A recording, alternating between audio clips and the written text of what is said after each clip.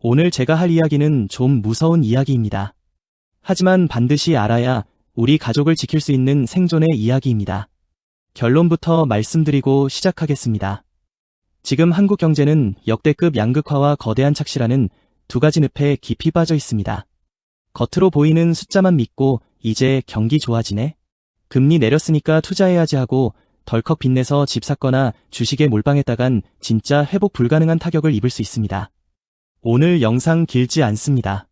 하지만 내용은 꽉 채웠습니다.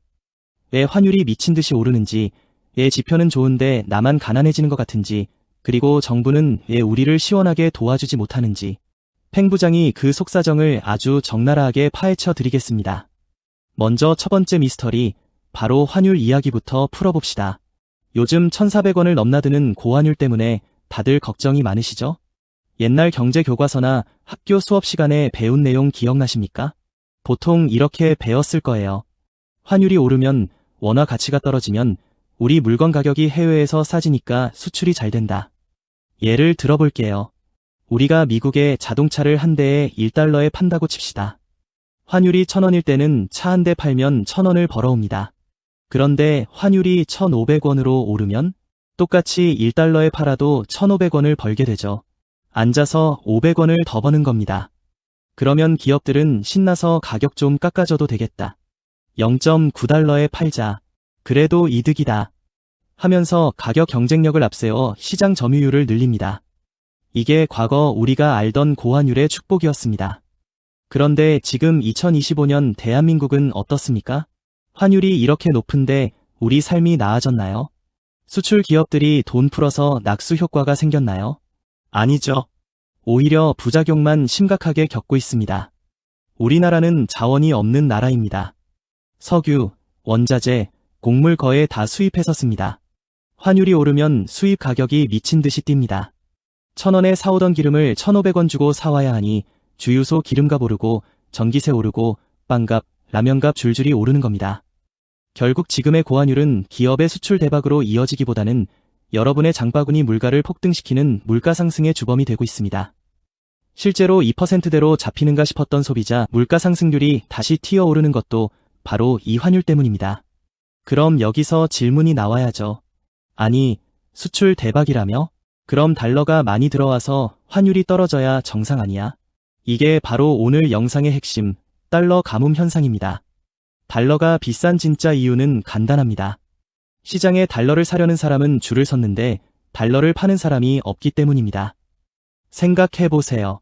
삼성전자, 현대차 같은 대기업들이 수출해서 달러를 엄청나게 벌어들이긴 합니다. 옛날 같으면 그 돈을 한국으로 싹 가져와서 원화로 바꿨을 거예요. 그래야 한국 직원들 월급도 주고 국내 공장도 짓고 세금도 낼 테니까요. 그랬다면 시중에 달러가 풀리면서 환율이 1,200원, 1,100원대로 안정이 됐겠죠. 그런데 지금은 세상이 바뀌었습니다. 그 달러들 한국으로 안 가져옵니다. 왜냐고요? 첫째, 미국에 투자를 해야 하거든요.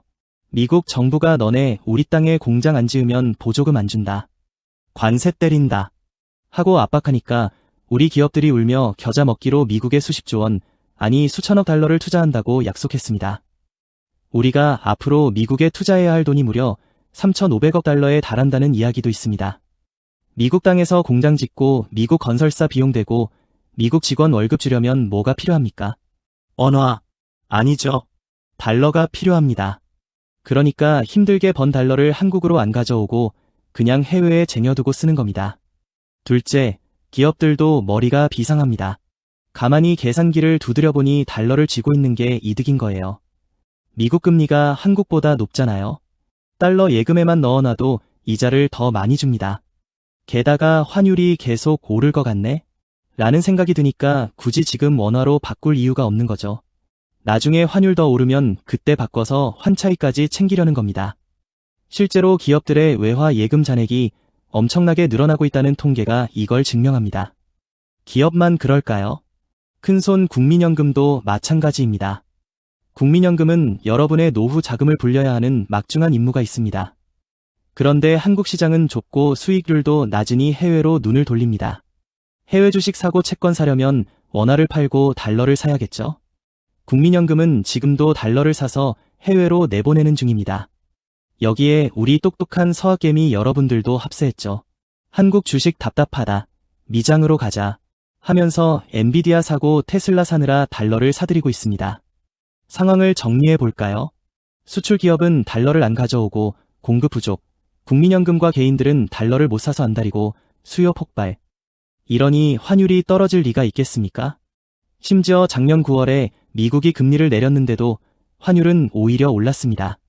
11월에 트럼프 당선되니 불확실하다고 또 오르고 12월에 계엄 이슈 터지니 불안하다고 또 올랐습니다. 그냥 무슨 일만 터지면 일단 달러 사. 이게 공식이 되어버린 겁니다. 그래서 저는 감히 말씀드립니다. 1,400원대 환율, 이게 잠깐 스쳐가는 바람이 아니라 앞으로 계속될 뉴노멀일 수도 있습니다. 두 번째로 넘어가겠습니다. 바로 경제 지표의 배신과 양극화입니다. 정부는 내년 경제 성장률이 올해보다 좋아질 거라고 합니다. GDP 수치도 오르고 있죠. 그런데 왜 우리는 이렇게 힘들까요? 이걸 설명하려면 평균의 함정을 이해해야 합니다. 우리 반에 학생이 10명 있다고 칩시다. 9명은 빵점을 맞았는데 1등 1명이 1000점 만점에 1000점을 맞았다고 해볼게요. 말이 안 되지만 경제에선 가능합니다. 그럼 반 평균 점수는 100점으로 확 올라갑니다. 선생님은 우리 반 평균 100점이다. 성적 올랐다. 하고 좋아하겠죠. 그런데 그게 진짜 실력입니까? 1등 빼고 나머지는 다 낙제생인데 지금 한국 경제가 딱 이 꼴입니다. GDP가 오르고 수출이 늘어나는 거? 뜯어보면 반도체 혼자 멱살 잡고 가고 있는 겁니다. 반도체 수출 비중이 사상 최고치예요. 반면에 2위였던 자동차, 3위였던 석유화학은 어떻습니까? 비중이 꺾이고 있습니다. 특히 석유화학은 중국이 이제 우리가 공장 지어서 자급자족하게 하면서 한국 물건을 안 사갑니다. 이건 단순히 경기가 안 좋은 게 아니라 구조적으로 경쟁력을 잃어가고 있다는 뜻입니다. 이렇게 반도체라는 큰 형님 혼자서 돈 벌어오고 나머지 동생들은 손가락 빨고 있는 상황인 거죠. 정말 만약에 반도체 경기가 내년에 꺾이거나 큰 형님이 허리라도 삐끗하면 어떻게 될까요? 그날로 우리 경제 지표는 곤두박질 치는 겁니다. 구조가 너무 취약해요. 이걸 어려운 말로 양극화라고 합니다. 수출 잘하는 대기업과 반도체는 웃고 있지만 고용을 많이 하는 내수 기업, 건설업, 자영업은 지금 다 죽어가고 있습니다. 건설 투자는 IMF 이후 처음으로 6분기 넘게 마이너스를 찍고 있습니다. 건설이 무너지면 거기 딸린 인테리어, 이사, 가구, 식당까지 줄초상 나는 거 아시죠? 자영업자들, 이자도 못 내는 일명 좀비 기업 비중이 계속 늘어나고 있습니다. 반면 돈 잘 버는 상위 25% 기업과 못 버는 하위 25% 기업의 격차는 대기업일수록 더 벌어지고 있습니다. 그런데 여기서 진짜 문제는 정부와 한국은행의 판단입니다. 이분들이 나빠서가 아니라 지표가 착시를 일으키기 때문에 딜레마에 빠지는 겁니다. 책상에 앉아서 통계청 모니터를 보면 전체 GDP 성장률 괜찮네? 수출 플러스네. 굳이 돈 풀어서 물가 자극할 필요 없겠는데 라고 판단할 수 있다는 겁니다. 현장은 죽어나가서 살려주세요 비명을 지르는데 계기판에는 정상 주행 중이라고 뜨는 상황. 이게 바로 여러분이 느끼는 왜 나만 힘들지? 왜 정부는 대책이 없지? 라는 의문의 정답입니다. 세 번째, 그럼 정부가 좀 나서서 해결해주면 안 돼? 라는 기대, 이제는 좀 접으셔야 합니다. 솔직히 말씀드리면 정부나 한국은행이 쓸 수 있는 카드가 거의 없습니다. 정책의 무력화 단계라고 봐도 무방합니다. 첫째, 환율 방어. 쉽지 않습니다. 정부가 외환 보유고 풀어서 달러 공급하면 환율 잡히잖아 라고 생각하시죠? 근데 우리 외환 보유고 함부로 건드리면 안 되는 최후의 비상금입니다. 과거 1997년 IMF 위기 때 그리고 1992년 영국이 조지 소로스 같은 투기꾼한테 털렸을 때를 기억해야 합니다. 애매하게 돈 풀어서 환율 방어하려다 투기 세력한테 쟤네 돈 쓰네? 맛집이네? 하고 공격당하면 가지고 있던 달러만 다 날리고 환율은 더 폭등해서 나라 망하는 지름길로 갈 수 있습니다. 지금 한국 경제 상황이 외환 보유고를 헐었을 만큼 절체절명의 위기인가? 이걸 판단하기가 너무 어렵습니다. 그래서 섣불리 못 나서는 겁니다. 둘째, 금리 인하. 이것도 진퇴양난입니다. 경기 안 좋으니까 금리 확 낮춰서 이자 부담 줄여줘라고 하고 싶겠죠. 실제로 한국은행이 고민 끝에 금리를 좀 낮췄습니다. 그랬더니 무슨 일이 벌어졌죠? 잡히던 물가가 다시 꿈틀거리고 환율은 더 뛰고 서울 집값은 또 들썩거립니다. 금리를 낮춰서 돈을 풀었더니 그 돈이 힘든 자영업자나 지방경제로 흘러가는 게 아니라 다시 서울 아파트나 달러 투기로 몰려서 부자들 배만 불리고 양극화만 더 심하게 만드는 부작용이 나는 겁니다. 셋째, 재정 정책. 정부 지갑도 얇습니다. 정부가 돈을 팍팍 써서 경기를 부양하면 좋겠지만 우리나라는 고령화 때문에 돈 쓸 곳이 천지입니다. 벌써 나랏빚 걱정하는 상황이라 재정을 마음껏 풀 수도 없습니다. 결국 정리하자면 이렇습니다. 환율은 구조적으로 쉽게 안 떨어집니다. 경기는 반도체 빼면 시베리아 벌판입니다. 그런데 정부는 구해줄 돈도 정책 수단도 마땅치 않습니다. 누가 우리를 구해줄까요? 아무도 없습니다. 각자 도생, 내 자산은 내가 지켜야 하는 시기입니다. 자, 상황 파악 끝났으니 이제 우리는 어떻게 해야 할까요? 넋 놓고 앉아서 경제가 왜 이 모양이야 욕만 하고 있을 순 없잖아요. 팽 부장이 제안하는 생존 행동 강령 3가지, 이것만은 꼭 기억하고 실천하십시오. 첫째, 원화에만 목숨 걸지 마세요. 열심히 일해서 원화로 월급 받는 거 정말 숭고하고 중요합니다. 하지만 내 전 재산이 한국 부동산, 한국 예금, 한국 주식에만 100% 몰빵되어 있다면 이건 정말 위험한 도박을 하고 계신 겁니다. 앞으로 한국 경제 성장률, 냉정하게 말해서 예전만 못할 겁니다. IMF 분석을 보면 내년 성장률이 오른다고 해도 코로나 이전 10년 평균 성장률보다 무려 1.7%포인트나 낮습니다. 세계 평균보다 낮고 신흥국 평균보다 한참 낮습니다. 반면에 미국 경제는 여전히 강력하죠. 자본은 성장하는 곳으로 흐릅니다. 지금이라도 늦지 않았습니다. 내 자산 포트폴리오를 점검하세요. 내가 가진 돈의 10%, 아니 최소 20%라도 달러 자산으로 옮겨두는 걸 진지하게 고민하셔야 합니다. 미국 주식이든 달러 예금이든 달러 ETF든 상관없습니다. 이건 투기가 아니라 원화 가치가 떨어질 때 내 구매력을 지키기 위한 최소한의 방어막입니다. 둘째, 평균에 속지 말고 내수를 조심하세요. 뉴스에서 수출 호조다, GDP 올랐다 떠들 때 흥분하지 마세요.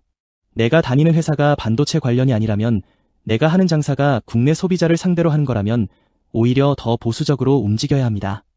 금리 내렸으니 이제 부동산 떡상하겠지? 하고 무리하게 영끌하거나 빚내서 사업 확장하는 거 지금 타이밍엔 정말 위험합니다. 내수 경기는 지표보다 훨씬 오랫동안 차가울 수 있습니다. 현금을 확보하고 빚을 줄이면서 버티는 전략이 필요합니다. 셋째, 공부해야 삽니다. 지금은 과거의 성공 방정식이 완전히 깨진 시대입니다. 집 사두면 무조건 오른다.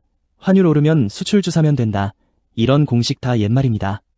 서울 집값은 오르는데 지방은 떨어지고 대기업은 돈 버는데 중소기업은 망하는 극단적인 차별화 장세가 계속될 겁니다. 이럴 때일수록 디테일을 봐야 합니다. 멍하니 있다가는 벼락거지 되기 딱 좋습니다. 반도체 사이클이 어떻게 되는지, 환율 흐름이 구조적인지 일시적인지, 돈이 어디로 쏠리는지 끊임없이 공부하고 업데이트해야 합니다. 오늘 이야기가 좀 맵게 들렸을 수도 있습니다.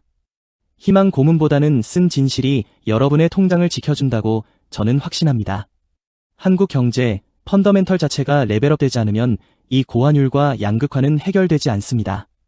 정부가 해결해줄 때까지 기다리지 마십시오. 그 험난한 파도 속에서 우리 구독자님들만큼은 휩쓸리지 않고 똑똑하게 파도를 타셨으면 좋겠습니다. 오늘 영상에 정신이 번쩍 드셨다면 구독과 좋아요 한 번씩 시원하게 부탁드립니다. 저는 다음 시간에 더 돈이 되는 현실적인 정보로 찾아오겠습니다. 지금까지 경제왕 팽부장이었습니다. 감사합니다.